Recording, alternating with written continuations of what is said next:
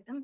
Welcome to the 11th session of learning to chant the three powerful stotras of Adi Shankaracharya. We shall begin with the Prarthana.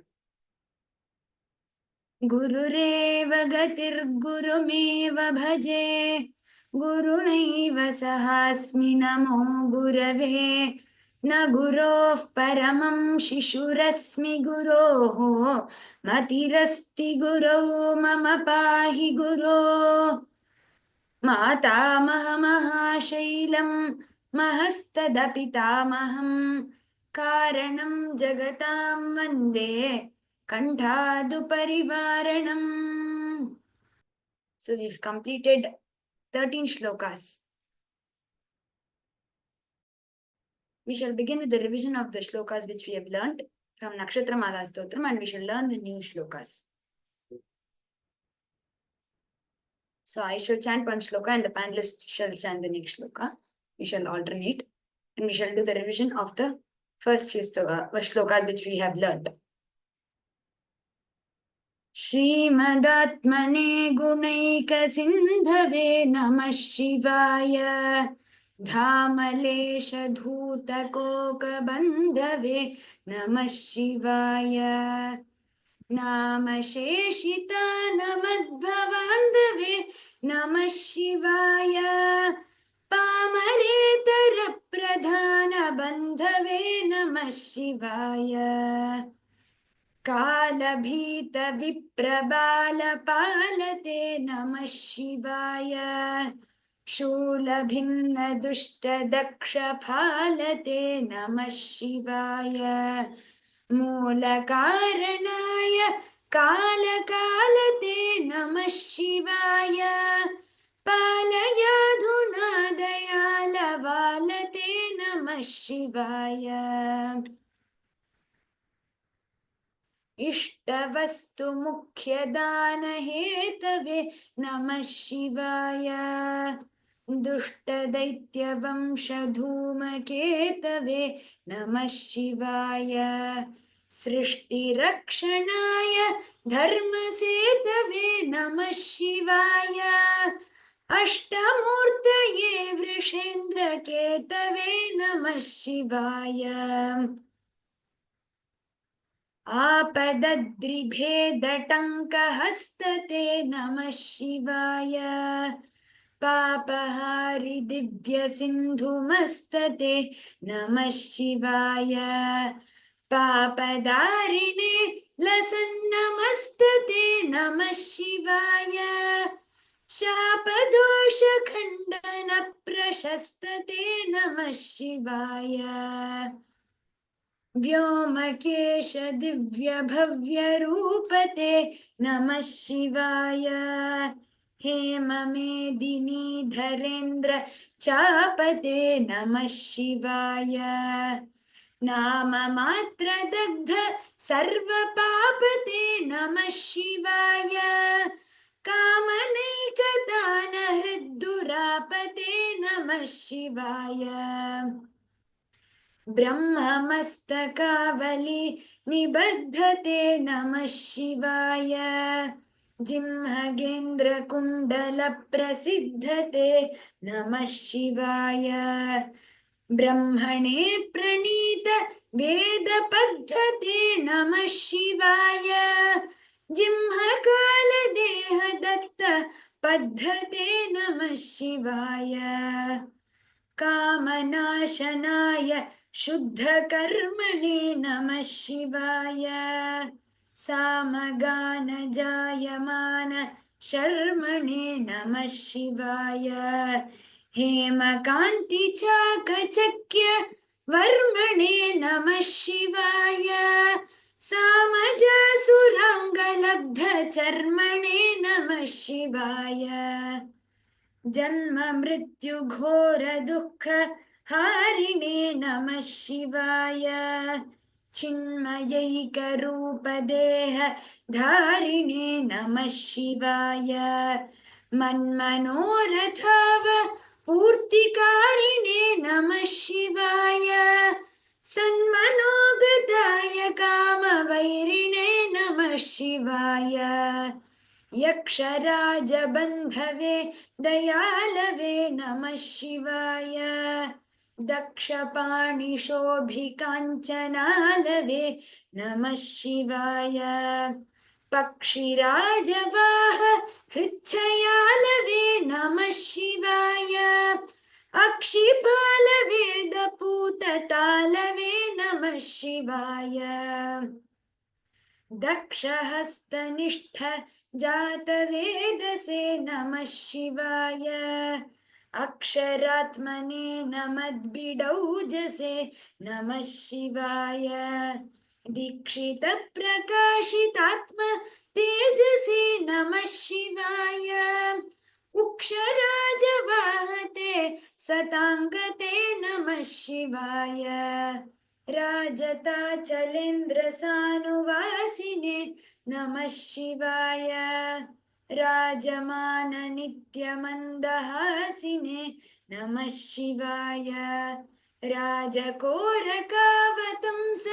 भासिने नमः शिवाय राजराजमित्रताप्रकाशिने नमः शिवाय दीनमानबालिकामधेनवे नमः शिवाय सूनबाणदाहकृत्कृशानवे नमः शिवाय स्वानुरागभक्तरत्न सानवे नमः शिवाय दानवान्धकारचण्डभानवे नमः शिवाय सर्वमङ्गलाकुचाग्रशायिने नमः शिवाय सर्वदेवतागणातिशायिने नमः शिवाय पूर्वदेवनाशसंविधायिने नमः शिवाय संविधायिने पूर्वदेवनाश संविधायिने नमः शिवाय सर्वमन्मनोज भङ्गदायिने नमः शिवाय स्तोकभक्तितोऽपि भक्तपोषिणे नमः शिवाय माकरन्दसारवर्षि भाषिणे नमः शिवाय एकबिल्वदानतोऽपि तोषिणे नमः शिवाय नैकजन्म पापजाल शोषिणे नमः शिवाय. So we shall continue and learn the next 5 shlokas today.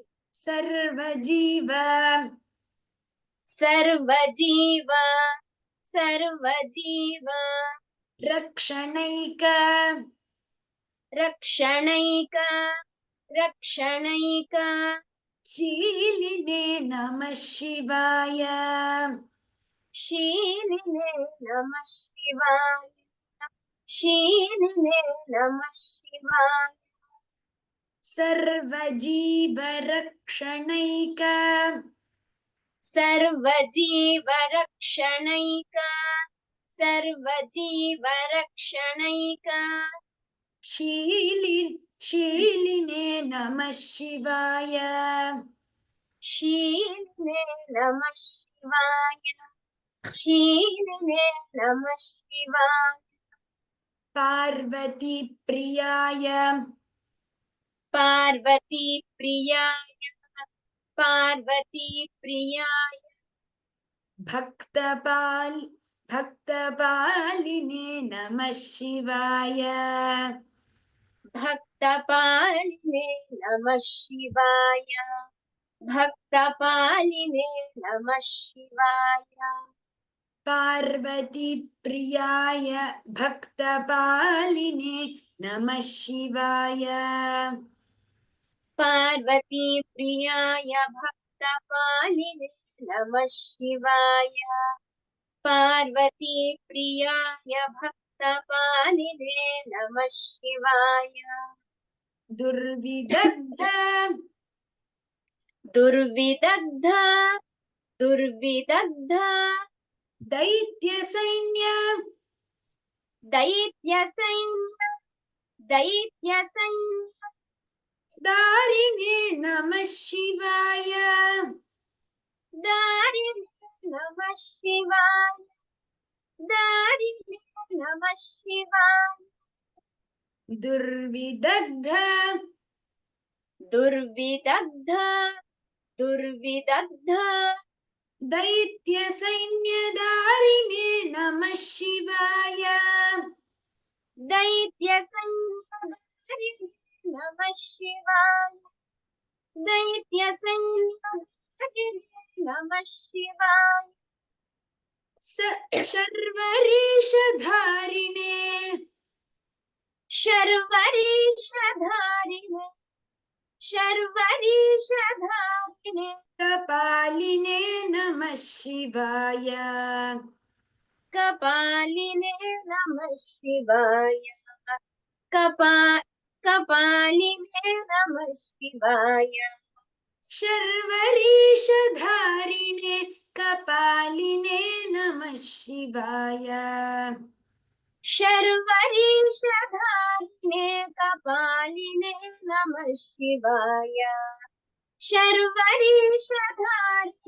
कपालिने नमः शिवाय सर्वजीवरक्षणैकशीलिने नमः शिवाय सर्वजीवरक्षणैकशीलिने नमः शिवाय सर्वजीवरक्षणैकशीलिने नमः शिवाय पार्वतीप्रियाय भक्तपालिने नमः शिवाय पार्वतीप्रियाय भक्तपालिने नमः शिवाय पार्वतीप्रियाय भक्तपालिने नमः शिवाय दुर्विदग्ध दैत्यसैन्यधारिणे नमः शिवाय दुर्विदग्ध दैत्यसैन्यधारिणे नमः शिवाय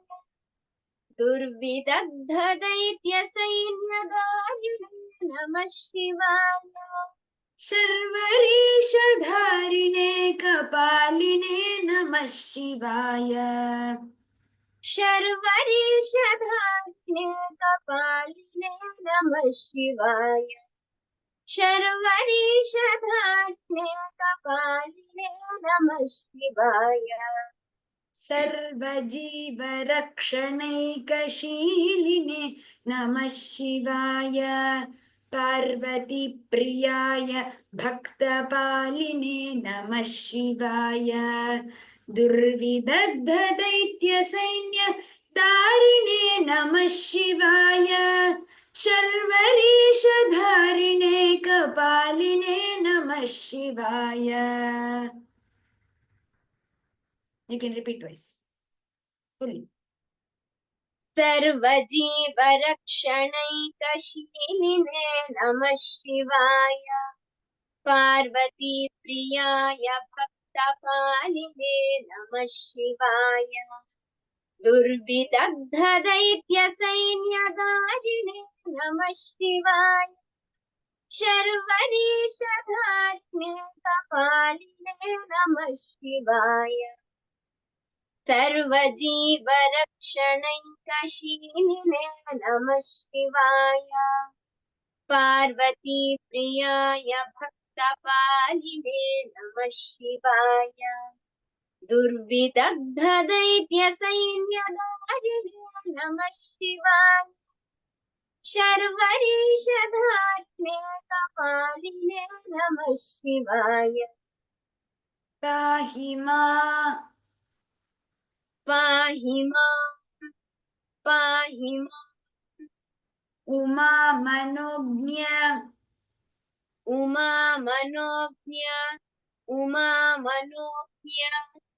देहते नमः शिवाय देहते नमः शिवाय देहते नमः शिवाय पाहि मां उमा मनोज्ञ पाहि मामुमा मनोज्ञ पाहि मामुमा मनोज्ञ देहते नमः शिवाय देहते नमः शिवाय देहते नमः शिवाय देहि मे वरम् देहि मे वरम् देहि मे वरम् सिताद्रिगेहते नमः शिवाय सीताद्रिगेहते नमः शिवाय सीताद्रिगेहते नमः शिवाय देहि मे वरं सिताद्रिगेहते नमः शिवाय देहि मे वरं सीताद्रिगेहते नमः शिवाय देहि मे वरं सीताद्रिगेहते नमः शिवाय मोहितर्षि मोहितर्षि मोहितर्षि कामिनी कामिनी कामिनी समूहते नमः शिवाय समूहते नमः शिवाय समूहते नमः शिवाय मोहितर्षि कामिनी मोहितर्षि कामिनी मोहितर्षि कामिनी समूहते नमः शिवाय समूहते नमः शिवाय समूहते नमः शिवाय स्वेहित प्रसन्न स्वेहित प्रसन्न स्वेहित प्रसन्न कामदोहते नमः शिवाय कामदोहते नमः शिवाय कामदोहते नमः शिवाय स्वेहित प्रसन्न कामदोहते नमः शिवाय स्वेहित प्रसन्न कामदोहते नमः शिवाय स्वेहित प्रसन्न कामदोहते नमः शिवाय पाहि मामुमामनुज्ञ देहते नमः शिवाय पाहि मामुमामनोज्ञ देहते नमः शिवाय पाहि मामुमामनोज्ञ देहते नमः शिवाय देहि मे वरं सिताद्रिगेहते नमः शिवाय देहि मे वरं पिताद्रिगेहते नमः शिवाय देहि मे वरं पिताद्रिगेहते नमः शिवाय मोहितर्षि कामिनी समूहते नमः शिवाय मोहितर्षि कामिनी समूहते नमः शिवाय मोहितर्षि कामिनी समूहते नमः शिवाय स्वेहित प्रसन्न काम दोहते नमः शिवाय स्वेहित प्रसन्न कामदोहते नमः शिवाय स्वेहित प्रसन्न कामदोहते नमः शिवाय पाहि मामुमामनोज्ञ देहते नमः शिवाय देहि मे वरं सिताद्रिगेहते नमः शिवाय मोहितर्षि कामिनी समूहते नमः शिवाय स्वेहित प्रसन्न काम दोहते नमः शिवाय पाहि मामुमामनोज्ञ देहते नमः शिवाय देहि मे वरं सिताद्रिगेहते नमः शिवाय मोहितर्षि कामिनी समूहते नमः शिवाय स्वेहित प्रसन्न कामदोहते नमः शिवाय पाहि मामुमामनोज्ञ देहते नमः शिवाय देहि मे वरं सिताद्रिगेहते नमः शिवाय मोहितर्षिकामिनीतमोहते नमः शिवाय स्वेहितप्रसन्नकामदोहते नमः शिवाय Good. Could you repeat the second line? Dehi me. देहि मे वरं सीताद्रिगेहते नमः शिवाय It should just not be Sita Drigehate. The Dri should have a stress, okay? Dehi me varam Sita Drigehate. देहि मे वरं सीताद्रिगेहते नमः शिवाय Mangalapradaya. मङ्गलप्रदाय मङ्गलप्रदाय Goturangate Namah Shivaya. गोतुरङ्गते नमः शिवाय गोतुरङ्गते नमः शिवाय Mangalapradaya Goturangate Namah Shivaya. मङ्गलप्रदाय गोतुरङ्गते नमः शिवाय मङ्गलप्रदाय गोतुरङ्गते नमः शिवाय Gangaya गङ्गया गङ्गया Turangitottamangate Namah Shivaya. तरङ्गितोत्तमागते नमः शिवाय तरङ्गितोत्तमागते नमः शिवाय I pronounced it wrongly as Turangitotta. It is Tarangitotta, right? Gangaya Tarangitottamangate Namah Shivaya. गङ्गया तरङ्गितोत्तमागते नमः शिवाय गङ्गया तरङ्गितोत्तमागते नमः शिवाय Sangara Pravritta. शङ्करप्रवृत्ता शङ्करप्रवृत्ता It's not Sankara, it's Sangara. सङ्गरप्रवृत्ता सङ्गरप्रवृत्ता Vairibhangate Namah Shivaya. वैर्भङ्गते नमः शिवाय वैर्भङ्गते नमः शिवाय Sangara Pravritta Vairibhangate Namah Shivaya. सङ्गरप्रवृत्त वैर्भङ्गते नमः शिवाय सङ्गरप्रवृत्त वैर्भङ्गते नमः शिवाय Angajaraye. अङ्गजाय अङ्गजाय Kare Kurangate Namah Shivaya. करे कुरङ्गते नमः शिवाय करे कुरङ्गते नमः शिवाय Angajaraye Kare Kurangate Namah Shivaya. अङ्गजाय करे कुरङ्गते नमः शिवाय अङ्गजाय करे कुरङ्गते नमः शिवाय Mangalapradaya Goturangate Namah Shivaya.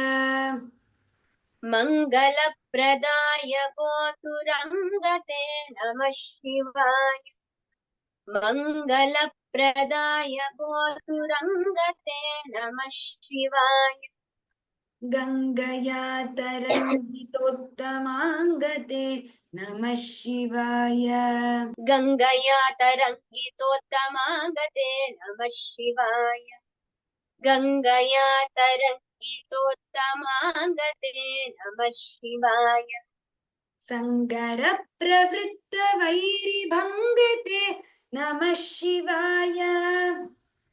सङ्गरप्रवृत्तवैर्भङ्गते नमः शिवाय सङ्गरप्रवृत्तवैर्भङ्गते नमः शिवाय अंगजारये करे कुरंगते नमः शिवाय अङ्गजारये करे कुरङ्गते नमः शिवाय अङ्गजारये करे कुरङ्गते नमः शिवाय मंगलप्रदाय गोतुरंगते नमः शिवाय गंगया तरंगितोत्तमांगते नमः शिवाय संगरप्रवृत्तवैरिभंगते नमः शिवाय अंगजारये करे कुरंगते नमः शिवाय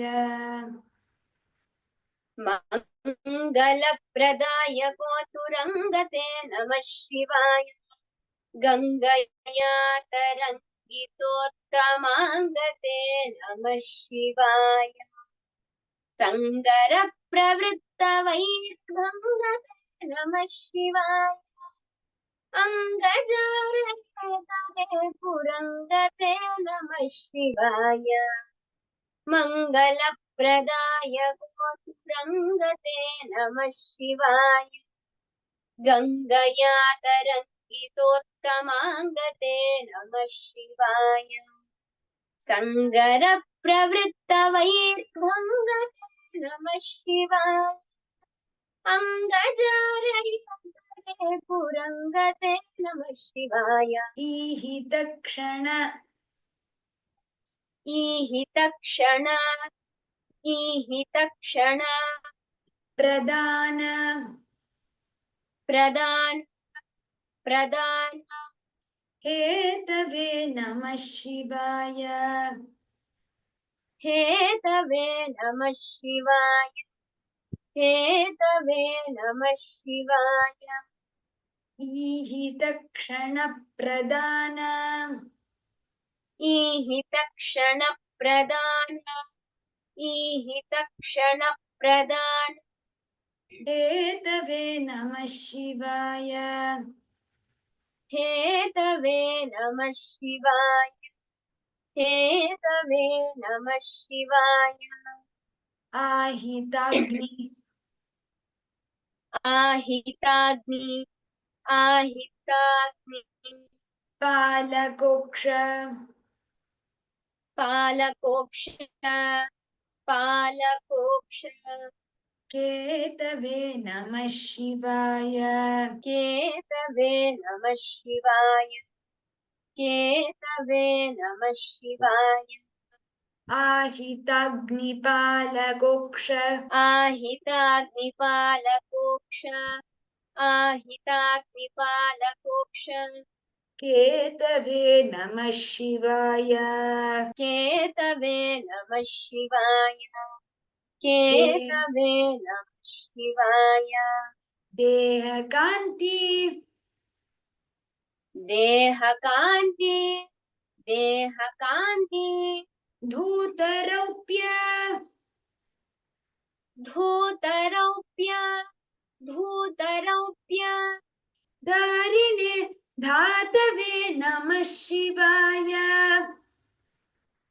धातवे नमः धातवे नमः शिवाय धातवे नमः धातवे नमः शिवाय देहकान्ति धूतरौप्य देहकान्ति धूतरौप्य देहकान्ति धूतरौप्य धातवे नमः शिवाय धातवे नमः शिवाय धातवे नमः शिवाय गेह दुःख गेह दुःख गेह दुःख पुञ्ज धूमकेतवे नमः शिवाय पुञ्ज धूमकेतवे नमः शिवाय पुञ्जधूमकेतवे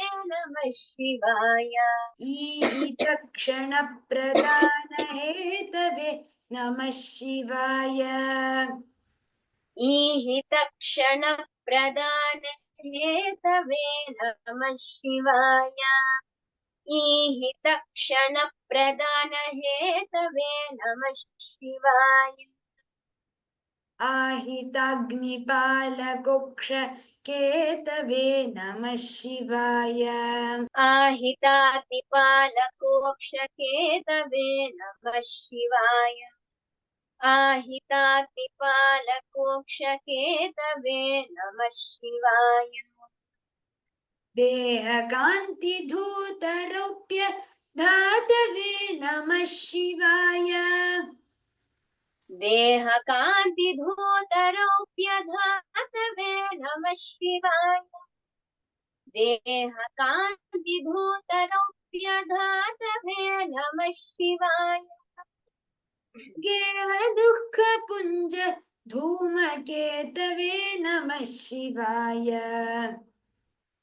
गेहदुःखपुञ्जधूमकेतवे नमः शिवाय गेहदुःखपुञ्जधूमकेतवे नमः शिवाय ईहितक्षणप्रदान हेतवे नमः शिवाय आहिताग्निपालकोक्ष केतवे नमः शिवाय देहकान्तिधूत रौप्यधातवे नमः शिवाय गेहदुःखपुञ्ज धूमकेतवे नमः शिवाय रिपीट वाइस ईहितक्षणप्रदानहेतवे नमः शिवाय आहिताग्निपालकोक्षकेतवे नमः शिवाय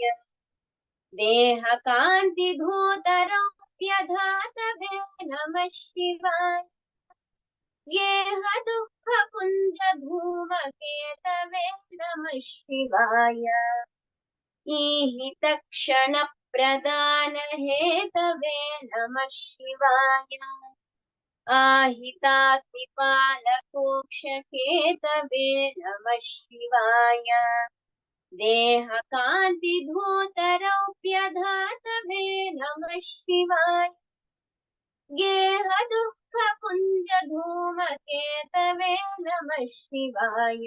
There might be few small Patavedas like the other day, some of them pointed out, but it is all right. We shall follow the Patha which is given here for this Abhyana. We shall stick on to this and learn it. Triyaksha,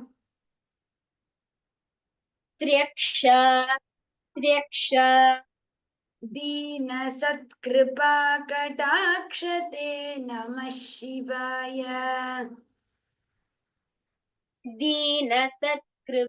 दीनसत्कृपाकटाक्षते नमः शिवाय दीनसत्कृपाकटाक्षते नमः शिवाय दक्ष सप्त दक्ष सप्त दक्ष सप्त तन्तुनाश तन्तुनाश तन्तुनाश रक्षते दक्षते नमः शिवाय दक्षते नमः शिवाय दक्षते नमः शिवाय ऋक्षराज ऋक्षराज ऋक्षराज भानुपावकाक्षते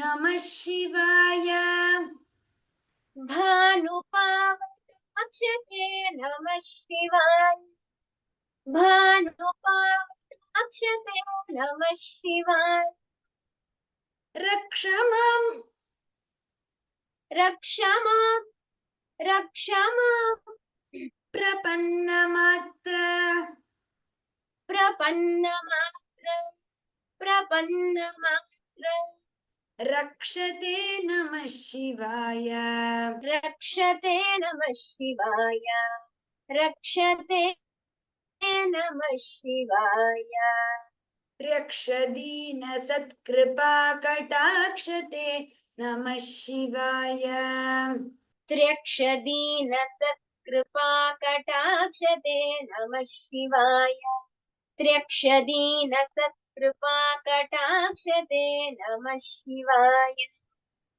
दक्ष सप्ततन्तुनाश दक्षते नमः शिवाय दक्ष सप्ततन्तुनाश दक्षते नमः शिवाय दक्ष सप्ततन्तुनाश दक्षते नमः शिवाय ऋक्षराज भानुपावकाक्षते नमः शिवाय ऋक्षराज भानुपावकाक्षते नमः शिवाय ऋक्षराज भानुपावकाक्षते नमः शिवाय रक्ष मां प्रपन्नमात्र रक्षते नमः शिवाय रक्ष मां प्रपन्नमात्र रक्षते नमः शिवाय रक्ष मां प्रपन्नमात्र रक्षते नमः शिवाय रक्षदीन सत्कृपा कटाक्षते नमः शिवाय दक्ष सप्ततन्तुनाश दक्षते नमः शिवाय ऋक्षराज भानु पावकाक्षते नमः शिवाय रक्ष मां प्रपन्नमात्र रक्षते नमः शिवाय त्र्यक्षदीन सत्कृपा कटाक्षते नमः शिवाय दक्ष सप्ततन्तुनाश दक्षते नमः शिवाय ऋक्षराज भानुपावकाक्षते नमः शिवाय रक्ष मां प्रपन्नमात्र रक्षते नमः शिवाय त्र्यक्षदीन सत्कृपा कटाक्षते नमः शिवाय दक्ष सप्ततन्तुनाश दक्षते नमः शिवाय ऋक्षराज भानुपावकाक्षते नमः शिवाय रक्ष मां प्रपन्नमात्र रक्षते नमः शिवाय Good. We shall stop with this shloka today. The 5 shlokas which we learned today, the panelists shall revise once and then the participants can chant. सर्वजीवरक्षणैकशीलिने नमः शिवाय पार्वती प्रियाय भक्तपालिने नमः शिवाय दुर्विदग्ध दैत्य सैन्यधारिणे नमः शिवाय शर्वरीशधारिणे कपालिने नमः शिवाय पाहि मामुमामनोज्ञदेहते नमः शिवाय देहि मे वरं सिताद्रिगेहते नमः शिवाय मोहितर्षिकामिनी सम्मुहते नमः शिवाय स्वेहितः प्रसन्नकामदोहते नमः शिवाय मङ्गलप्रदाय गोतुरङ्गते नमः शिवाय गङ्गया तरङ्गितोत्तमाङ्गते नमः शिवाय सङ्गरप्रवृत्तवैर्भङ्गते नमः शिवाय अङ्गजारये पुरङ्गते नमः शिवाय ईहितक्षणप्रदानहेतवे नमः शिवाय आहिताग्निपालकोक्षकेतवे नमः शिवाय देहकान्तिधूतरौप्यधातवे नमः शिवाय गेहदुःखपुञ्जधूमकेतवे नमः शिवाय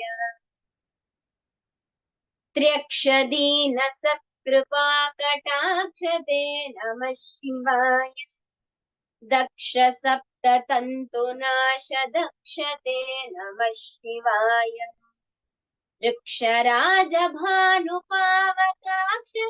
नमः शिवाय रक्ष मां प्रपन्नमात्र रक्षते नमः शिवाय. Okay, before moving on to the participants chanting, I shall share the screen. I shall share the website now. The website which you have all been referring to in case you've been taking the PDF or script or the meaning or anything. Many of you were asking about the meaning of the shlokas. I was saying you can find it in the website. I shall share the screen and show you how to reach the PDF in which website. This website usually just opens on your laptop, and hence I'm just sharing the screen through the laptop and showing this to you. So you can download the PDF in your own local devices. So once you download it on your laptop, you can send it to your mobile and you can use it. This particular website does not, it is not compatible to open in the mobile. So hence we are just sharing it here. Okay, so this is the website.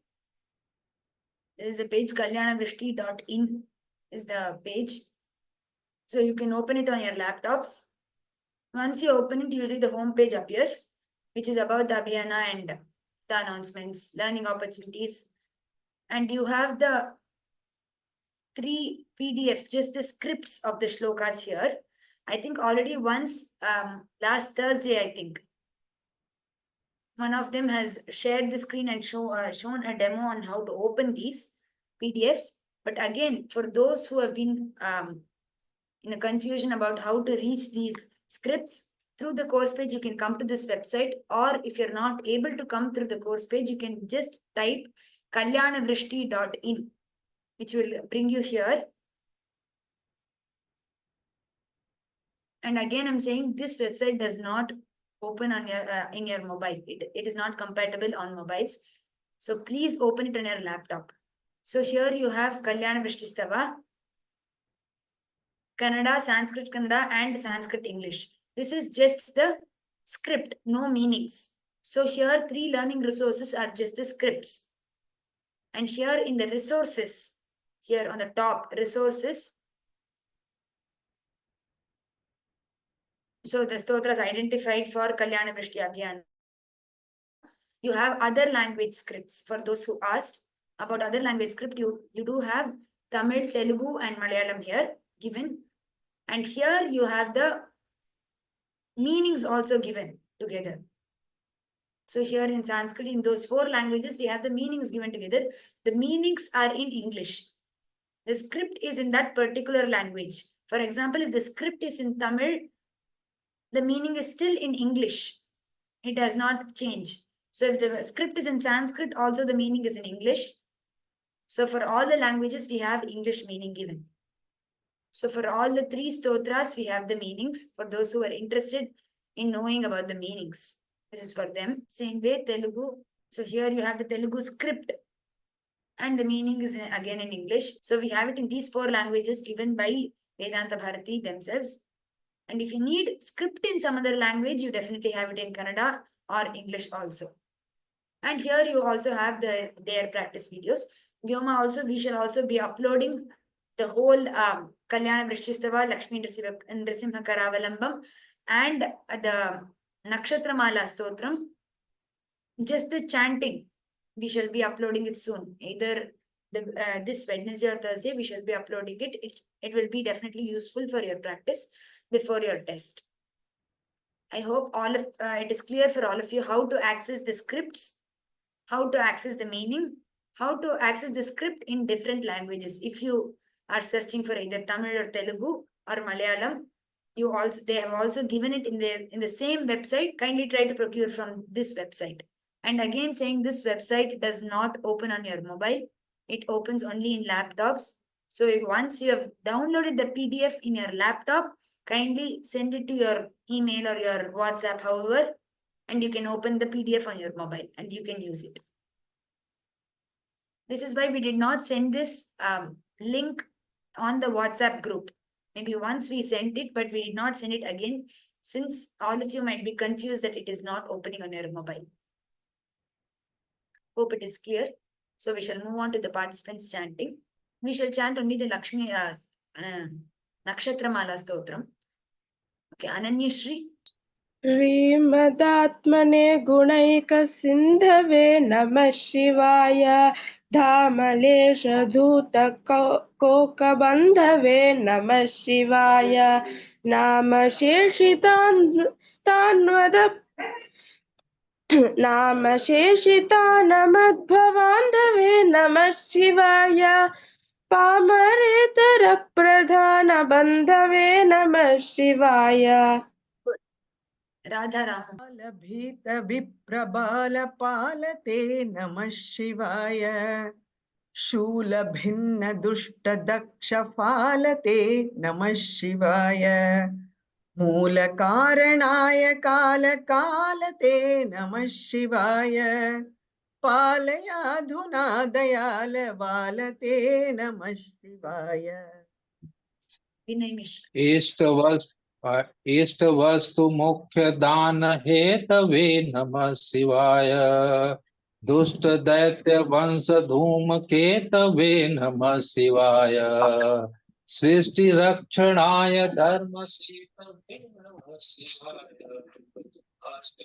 तये विषेन्द्र केतवे नमः शिवाय. Good. Anuradha Kannan. Ram Ram भगिनी. Ram Ram. आपदद्रिभेदटङ्कहस्तते नमः शिवाय पापहारि दिव्य सिन्धु मस्तते नमः शिवाय पापदारिणे लसन्नमस्तते नमः शिवाय शापदोष खण्डन प्रशस्तते नमः शिवाय. Madhubala. नमस्ते मैम.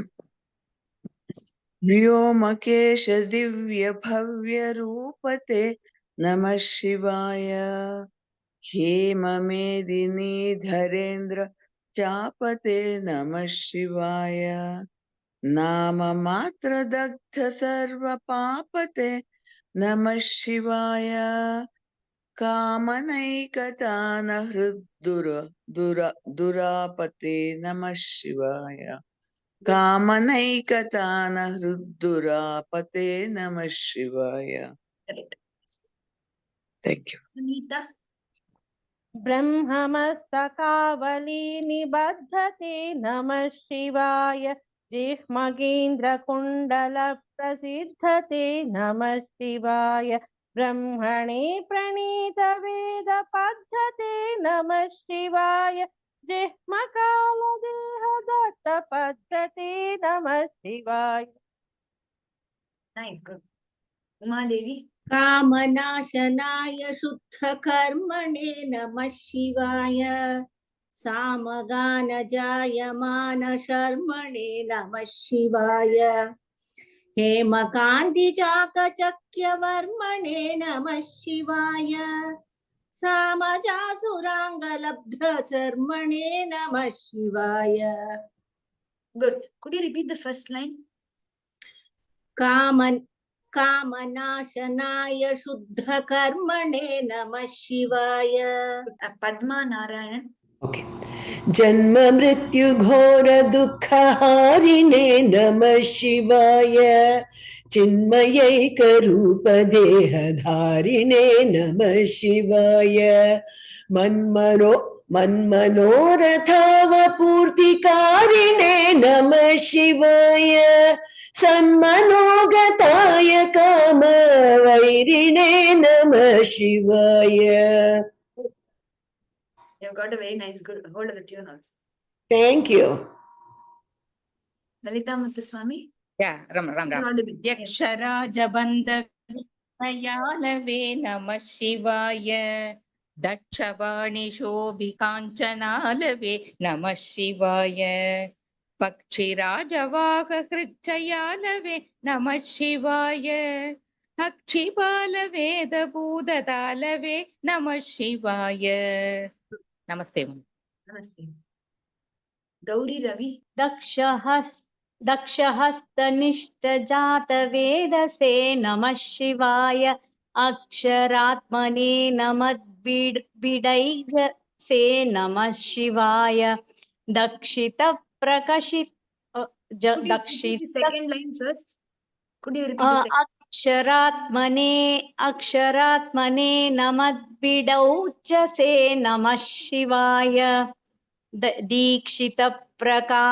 प्रकाशितात्मतेजसे नमः शिवाय अक्षराजवाहते सतां गते नमः शिवाय Uksharaja, not Aksharaja. sorry उक्षराजवाहते सतां गते नमः शिवाय Good. Anjana. राजताचलेन्द्रसानुवासिने नमः शिवाय राजमाननित्यमन्दहासिने नमः शिवाय राजकोरकावतं सभासिने नमः शिवाय राजराजमित्रता प्रकाशिने नमः शिवाय Good. Vaidyanathan S. दीनमानवालिकामदेनवे नमः शिवाय सूनबानदाहृतकृशानवे नमः शिवाय भक्तरत्नसानवे नमः शिवाय तानवान्तकारचण्डभानवे नमः शिवाय. I think you're able to pronounce the Mahapranas, but you're just missing them out. Could you repeat the third line again? Swanuraga. Swanuraga Bhakta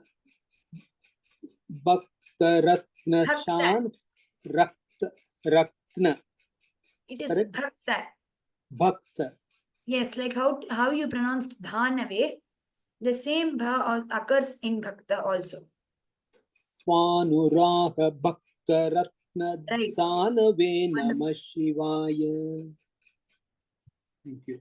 In the same way, the third line also. Could you repeat the third line? Swanuraha Bhakta. Sorry, fourth line. Fourth line. Tanavandha Karachanda Bhanave Namah Shivaya. Correct. That's the right pronunciation. Very good. Thank you. Thank you. You're able to pronounce, just that if you take care, it would be great. Wonderful. Thank you. Purna Chandra Sridhar. Ram. Ram Ram. Sarvamangala Kuchagrashayine Shivaya Sarvadevata Ganatishayine Namah Shivaya Purvadeva Nasha Samvidayine Namah Shivaya Sarvamanmanoja Bhangadayine Namah Shivaya. Shyamala Ramachandra. Namaste. Namaste. Stoka Bhakti Topi Bhakta Poshine Namah Shivaya Makaranda Saravarshi Bhashine Namah Shivaya Eka Bilvadana Topi Toshine Namah Shivaya Naika Janma Papa Jala Shoshine Namah Shivaya. We shall stop our revision here. Tomorrow we shall revise till 19. And Thursday, I think by Wednesday we will be done with the stotrams, the 3 stotrams. On Thursday we shall do a complete revision of all the 3 stotrams. Kalyana Vrishti-stava, Lakshmi Nrsimhakaravalamban and Nakshatramada Stotram. And on Friday we shall be concluding the class. And after that you would definitely get an intimation about the test, Parayanam and the memorization test. You'll definitely get an intimation through the mail. So any questions, please raise your hand. Those who raised for chanting, I shall definitely give a chance tomorrow.